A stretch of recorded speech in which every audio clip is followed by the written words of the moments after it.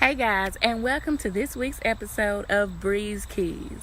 This week, I want to give buyers a couple tips about buying your home. So, one of the first things I would say to a buyer is get a wish list together. Whether it's just you or you and a spouse or partner, you guys should sit down and decide what you want in a home and maybe put that down on paper or on a little notepad in your phone or whatever the case may be. That way, you're not just looking for, oh, I'll know it when I see it, because that sounds good theoretically, but looking for a home is exhausting and can take a lot of time. And if you don't know what you want to start with, you can end up looking at tons of things that just really waste your time and my time. And this way we can keep it simple. After that, the next step I would say is do some drive-bys. Of course, not in the other sense, but just basically you're going to see a ton of houses that you think are perfect for you, but the neighborhoods or the school zones, things like that, may be a big factor. So what I recommend is if you see a couple that you like, 4 or 5, just take an hour or so and drive around and see them. There may be some you say, oh my God, I definitely don't want to live in this neighborhood. And there may be some you're like, oh, that's a possibility. What you can do at that point is on your list, just write them all down and X out the neighborhoods you don't like, and that saves a lot of time also.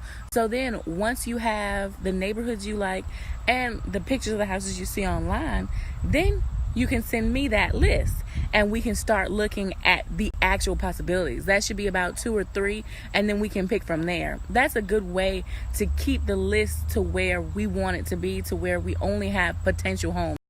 And the last key I'm sharing with you today to my buyers is a lot of people ask me and have asked, how much money should I have saved before I start seriously looking for a home?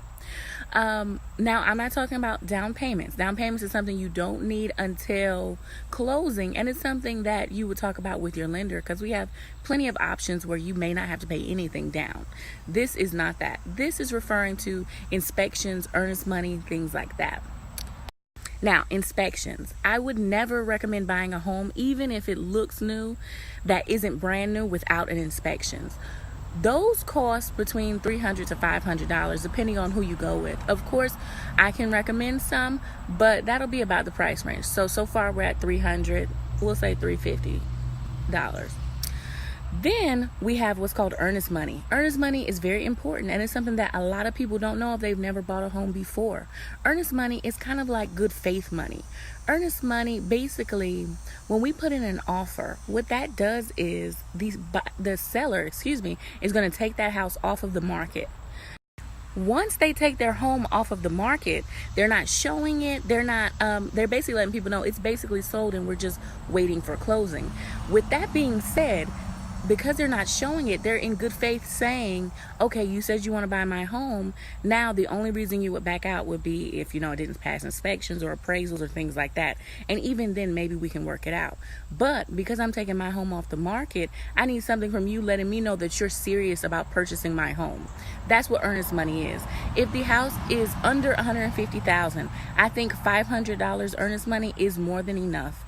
And, you can just write a check to the law firm that you guys choose and submit it to me. The seller does not get it. The law firm will hold it in escrow if they accept our offer.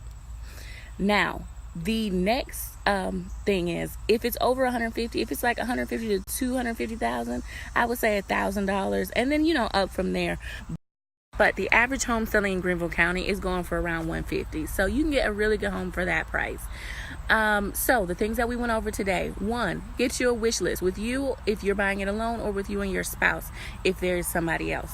2, do some drive-bys. Take a look at the neighborhoods and the school districts. See if you like it.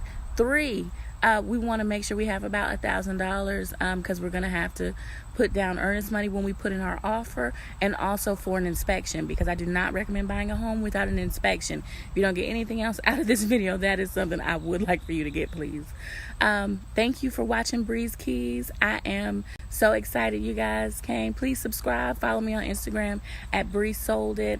Have a great rest of your week, and look for the next episode Wednesday at 1.